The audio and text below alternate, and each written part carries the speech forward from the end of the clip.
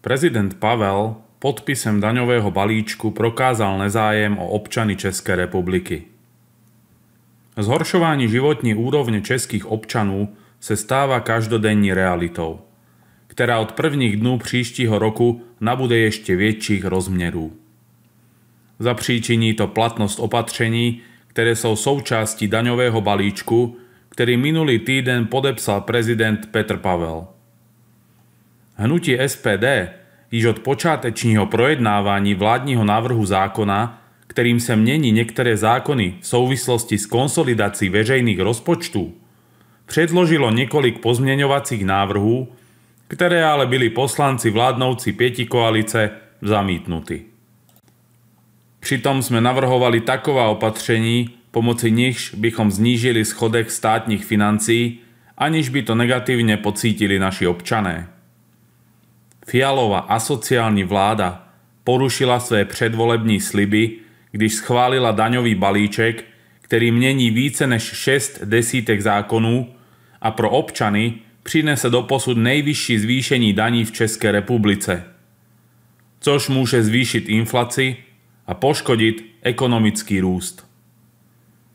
Navíc se závěrečné schvalování odehrálo spôsobem porušujícím ústavní práva opozičních poslanců, neboť vládnoucí pětikoalice prosadila pevné hlasování, čímž nebylo umožneno 7 desítkám opozičních poslanců vystúpiť v rámci rozpravy. Podle renomovaných expertů na vládní daňový balíček doplatí hlavne rodiny se středním příjmem a malými deťmi. Ti pocítí negatívne ve vztahu ke svým financím nová opatření, viz napríklad snížení úlevy na dani z príjmu fyzických osob na manželku, zrušení školkovného pro rodiny s deťmi v predškolním veku ve výši až 17 300 korún za rok a snížení maximálnej výše státní podpory stavebního spoření z 2000 na 1000 korún. Všichni občané pak negatívne pocíti zmeny v sazbách dane z pridané hodnoty, kdy novie budú platiť pouze 2 sazby dane, a to ve výši 12 a 21%. Kde do vyšší sazby sa presunú niektoré služby nebo třeba točené pivo a palivové dřevo. O jednou tolik sa také navýši daň z nemovitosti. V rámci platnosti nových úprav obsažených v konsolidačním balíčku sa tak ešte víc našich občanov propadne nebo sa priblíži k hranici pásma chudoby, což je současné vláde zcela jedno.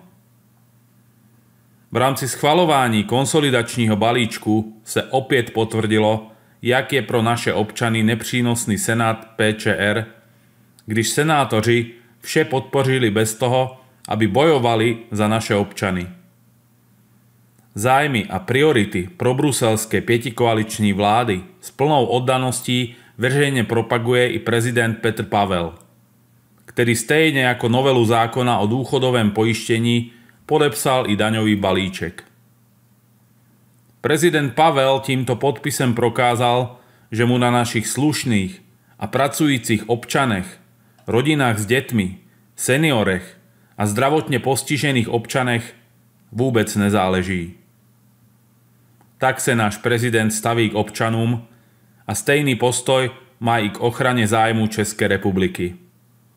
Viz jeho aktivity v podpore návrhu zrušiť členským státom právo veta pri hlasovaní a rozhodovaní v orgánech EÚ, nebo jeho angažovanosť ve vieci žiadosti lichtenštejnského dedičného prince Alojze o mimosoudní vyrovnání s Českou republikou týkajúci sa navrácení rodového majetku Lichtenštejnu, ktorý im byl podľa tzv. Benešových dekretů po roce 1945 oprávnene skonfiskován.